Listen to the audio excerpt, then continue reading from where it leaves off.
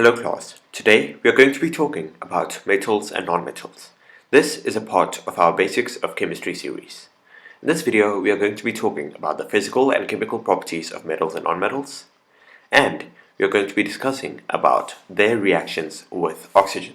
Before I start with this video, I highly suggest you to watch the previous videos in the Basics of Chemistry series. Let's move on to the first slide. So what are the physical properties of metals and nonmetals? Well, let's start with metals. Metals are shiny. Obviously, as you can see around you, metals are shiny. Metals are ductile, which means that they can be drawn into wires. Most wires are made up of metals, right? So, as you can see, metals are ductile and nonmetals are not. Metals are malleable, which means they can be pressed into sheets. Many sheets, as you can see, most sheets around you are made of metals. If they are made of nonmetals, they have gone through some chemical processing that enables them to be malleable, or they are made in machines. Metals are conductors of electricity, as we have talked about before. Metals are generally solids, right? But mercury is a liquid. Mercury is a metal. Metals are good conductors of heat. When you heat up one side of a metal, you can feel it on the other side. Let's talk about the physical properties of nonmetals. Nonmetals are dull, they're not shiny, obviously. Nonmetals are not malleable, which means they cannot be pressed into sheets. They're not ductile, which means they cannot be pressed into, into wires. Sorry, they cannot be drawn into wires. Here we are talking about the raw form of metals, as you can find them on the periodic table. Sorry, my throat's not very well. Nonmetals are not non-conductors of electricity. They do not conduct electricity, except a few, like graphite. Graphite conducts electricity. Nonmetals are bad conductors of heat. They do conduct heat to a certain level, but usually they end up getting burnt at one side.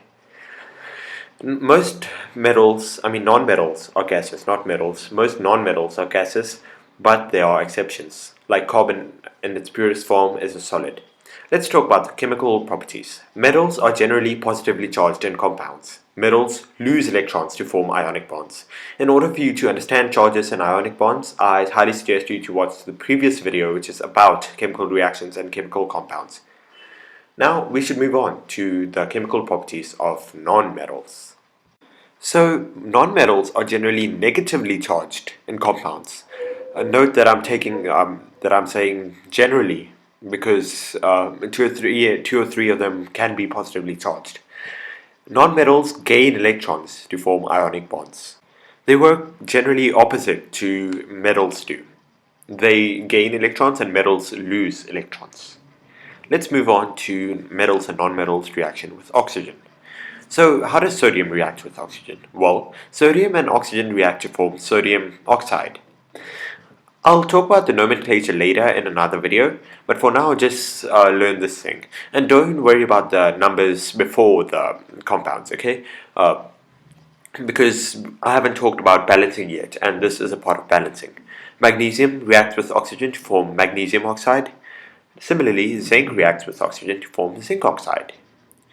Let's talk about nonmetals. Only a few nonmetals react with oxygen because nonmetals are generally negatively charged, and so is oxygen negatively charged. So when nonmetals react together, they generally form covalent bonds.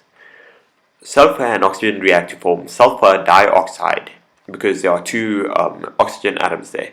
Carbon and oxygen react to form carbon dioxide, the compound that you breathe out of your mouth. That leads me to the end of this video. Thanks for watching, guys. Please drop a like if you enjoyed this video.